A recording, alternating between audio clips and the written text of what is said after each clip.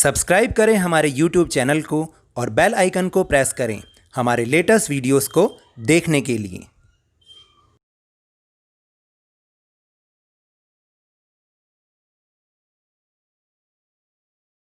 Hello and welcome to Lavneesh sir की class. आज की ये शिक्षा निदेशालय राष्ट्रीय राजधानी क्षेत्र दिल्ली की वर्कशीट नंबर 42 जो कि क्लास 9th के स्टूडेंट्स के लिए है। यह ली गई है सामाजिक विज्ञान के लोकतांत्रिक राजनीति विषय से, जिसमें हम पाठ समझ रहे हैं संस्थाओं का कामकाज। और इसमें भी जिस टॉपिक के बारे में आज हम बात करेंगे वह है न्यायपालिका। तो आपको तो याद है ना कि पिछली वर्कशीट से हमने ये पाठ शुरू कर रखा है कुछ वर्कशीट से।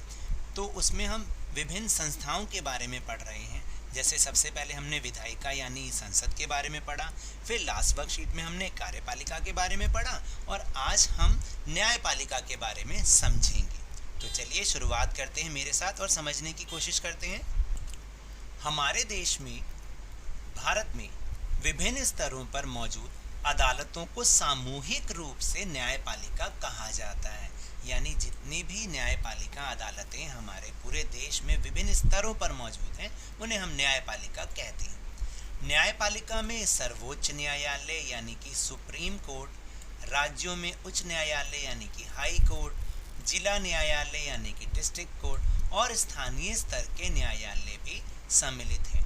तो देखिए, जैसे हमारे देश में सरकार 3 स्तरों पर काम करती है ना, केंद्र सरकार पूरे देश के लिए, फिर राज्य सरकार अपने अपने राज्य के लिए और स्थानीय सरकार एक राज्य में भी कई हिस्सों के लिए। तो ऐसे ही जो सर्वोच्च न्यायालय है वो पूरे देश के लिए, पूरे देश के लेवल पर एक ही है, दिल्ली में स्थित है। और फिर राज्यों में उच्च न्यायालय यानी अपने अपने राज्य के भी एक उच्च न्यायालय हैं। हालांकि ये हर राज्य में नहीं है क्योंकि कुछ राज्य इसको आपस में शेयर करते हैं। और उस राज्य में भी कई जिला न्यायालय और स्थानीय स्तर के न्यायालय हो सकते हैं। तो इन सबको मिलाकर न्यायपालिका कहा जाता है।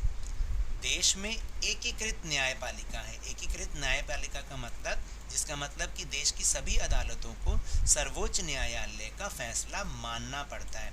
यानी ये तीनों स्तर की जो अदालतें हैं, न्यायालय हैं, ये आपस में एक दूसरे से जुड़े हुए हैं। और इसमें सबसे जो शीर्ष पर संस्था है वो है सुप्रीम कोर्ट। यानी सुप्रीम कोर्ट का फैसला बाकी सभी स्तरों की अदालतों को, न्यायालयों को मानना ही पड़ता है। भारत का सर्वोच्च न्यायालय इनमें से किसी भी विवाद पर सुनवाई कर सकता है। यानी उसको कौन कौन सी विषयों पर, विवादों पर सुनवाई करने का अधिकार है? वो है देश के नागरिकों के बीच अगर कोई विवाद हो, यानी 2 नागरिकों के बीच अगर कोई विवाद होता है तो उसकी सुनवाई सुप्रीम कोर्ट या सर्वोच्च न्यायालय करता है।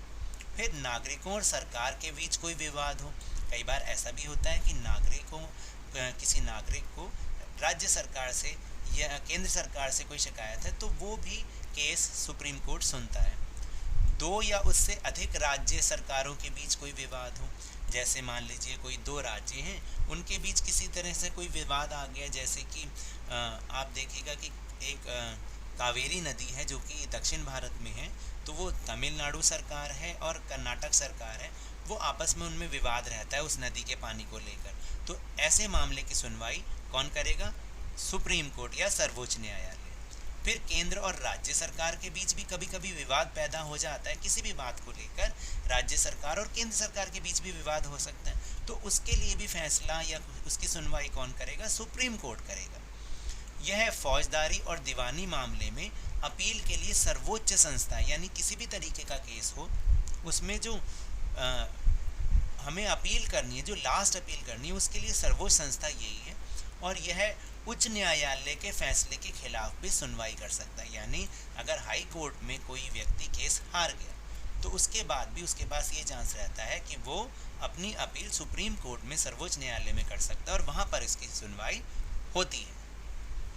फिर क्या आप जानते हैं कि ये जो हमारी न्यायपालिका होती है ये स्वतंत्र रूप से कार्य करती है। यानी ये सभी न्यायपालिकाएं स्वतंत्र हैं, वो किसी के भी अधीन होकर कार्य नहीं करती और ना ही किसी के प्रभाव में कोई फैसला करती हैं। तो अब हम ये समझेंगे कि न्यायपालिका की स्वतंत्रता का क्या मतलब है। इसका मतलब यह है कि न्यायपालिका विधायिका या कार्यपालिका के नियंत्रण में कार्य नहीं करती। संसद या फिर जो पिछली वर्कशीट में हमने कार्यपालिका के बारे में पढ़ा, जैसे मंत्री होते हैं और उनके नीचे जो ब्यूरोक्रेट्स होते हैं, नौकरशाह होते हैं, तो ये न्यायालय किसी के भी अधीन नियंत्रण में कोई कार्य नहीं करते।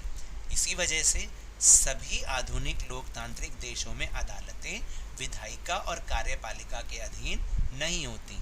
तो जैसे हमारा देश लोकतांत्रिक देश है, ऐसे जो और दुनिया के लोकतांत्रिक देश हैं वहाँ पर भी अदालतें विधायिका और कार्यपालिका के अधीन कार्य नहीं करती। भारत के राष्ट्रपति देश के सर्वोच्च न्यायालय और उच्च न्यायालयों के न्यायाधीशों की नियुक्ति करते हैं। यानी एक बार जो इनकी नियुक्ति करता है वो कौन करते हैं? राष्ट्रपति करते हैं। लेकिन उनको चुनने के बाद फिर वो उनके अधीन कार्य नहीं करते। अमूमन सर्वोच्च न्यायालय के जो सबसे वरिष्ठ न्यायाधीश होते हैं, यानी जो सबसे सीनियर जज होते हैं, उन्हें ही प्रमुख न्यायाधीश नियुक्त किया जाता है। और ये जो चीफ जस्टिस ऑफ इंडिया होते हैं, इनका भारत में तीसरा नंबर आता है, यानी राष्ट्रपति, प्रधानमंत्री और फिर उनके बाद जो सुप्रीम कोर्ट के चीफ जस्टिस होते हैं उनका नंबर आता है। इसलिए यह भी एक बहुत महत्वपूर्ण पोस्ट है। एक बार किसी व्यक्ति को सर्वोच्च न्यायालय या उच्च न्यायालय का न्यायाधीश नियुक्त करने के बाद उसे उसके पद से हटाना लगभग असंभव हो जाता है। तो देखा आपने कि इनकी पावर कितनी ज़्यादा होती है। तो इसलिए ये स्वतंत्र रूप से होकर कार्य करते हैं, किसी के अधीन भी नहीं। अगर मान लीजिए कि कभी कोई राष्ट्रपति या प्रधानमंत्री जी के ऊपर कोई आरोप लगता है, तो ये नहीं कि भाई वो राष्ट्रपति हैं या प्रधानमंत्री जी हैं तो उनके प्रभाव में आकर कोई गलत फैसला ले लें, तो ऐसा नहीं होता। तो ये स्वतंत्र होकर कार्य करते हैं। किसी भी न्यायाधीश को हटाने के लिए संसद के दोनों सदनों में अलग अलग 2/3 बहुमत से अविश्वास प्रस्ताव पारित करना पड़ता है। यानी इनको केवल तभी हटाया जा सकता है जब संसद के दोनों सदन यानी लोकसभा और राज्यसभा वो दोनों ही अलग अलग 2/3 बहुमत से उनको ये कह दें कि हाँ, इनके खिलाफ ये आरोप है और हमें इनके प्रति अविश्वास है, तो वो हट जाते हैं। और ऐसा अभी तक तो हुआ नहीं, हाँ, लेकिन एक बार जो अभी एक हाई कोर्ट के जज थे उनको हटाने के लिए यही प्रक्रिया की गई थी। फिर इसके बाद अब हम बात करेंगे कि न्यायपालिका और भारत का संविधान यानी न्यायपालिका को क्या क्या अधिकार हैं, उसके अधिकार क्षेत्र में क्या क्या चीज़ें आती हैं। सर्वोच्च न्यायालय और उच्च न्यायालय को देश के संविधान की व्याख्या करने का अधिकार है। जैसे संविधान तो बने इतना टाइम हो गया, तो कई बार ये विवाद हो उठता है कि इस संविधान में दिए गए इस लाइन का ये मतलब है। तो अगर उसका मीनिंग समझाने का अधिकार किसी को है तो वो सिर्फ और सिर्फ सर्वोच्च न्यायालय को है या उच्च न्यायालय को है। अगर न्यायपालिका को लगता है कि विधायिका का कोई कानून या कार्यपालिका की कोई कार्यवाही संविधान के खिलाफ है तो वह केंद्र और राज्य स्तर पर ऐसी कानूनी कार्रवाई को अमान्य घोषित कर सकता है। तो देखिए, जैसे कई बार ऐसा होता है कि मान लीजिए संसद ने कोई कानून बनाया और वो बहुत सारे लोग कहते हैं कि हमें वो पसंद नहीं है, जनता उसका विरोध करती है, तो हमारे सर्वोच्च न्यायालय को या हमारी न्यायपालिकाओं को ये अधिकार होता है कि उसको अमान्य घोषित कर दें।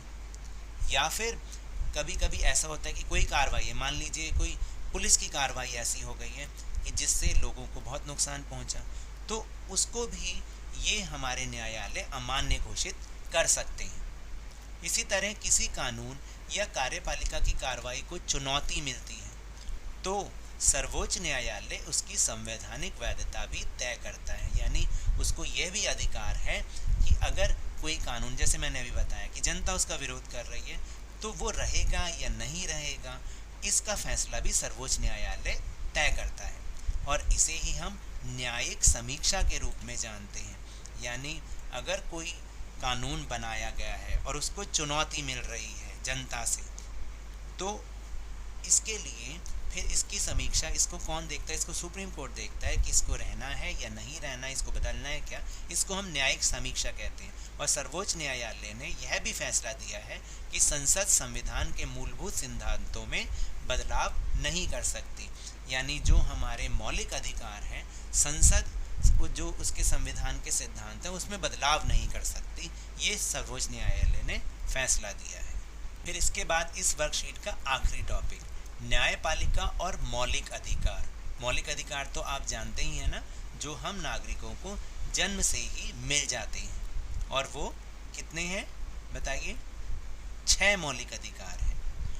भारतीय न्यायपालिका नागरिकों के मौलिक अधिकारों की रक्षा करती है,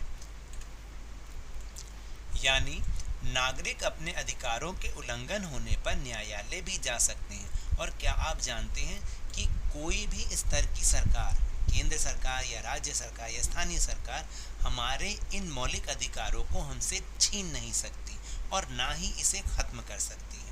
और अगर कभी ऐसा होता है तो इसके लिए न्यायालय जाने का नागरिकों को पूरा पूरा अधिकार है।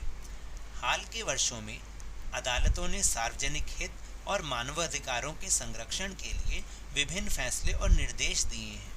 इन्हीं वजहों से लोग न्यायपालिका पर काफ़ी विश्वास करते हैं और यही कारण है कि कोर्ट का होना, इन भारतीय न्यायपालिकाओं का होना बहुत ज़रूरी है, क्योंकि यही एक संस्था है जो नागरिकों के अधिकारों की रक्षा करती है। तो चलिए अब हम चलते हैं अपने प्रश्नोत्तर की ओर। तो पहला प्रश्न है कि न्यायपालिका किसे कहते हैं और इसमें कौन कौन से न्यायालय शामिल होते हैं। तो उत्तर है कि हमारे देश भारत में विभिन्न स्तरों पर मौजूद अदालतों को सामूहिक रूप से न्यायपालिका कहा जाता है। न्यायपालिका में सर्वोच्च न्यायालय, राज्यों में उच्च न्यायालय, जिला न्यायालय और स्थानीय स्तर के न्यायालय सम्मिलित हैं। फिर दूसरा प्रश्न है कि भारत के सर्वोच्च न्यायालय में से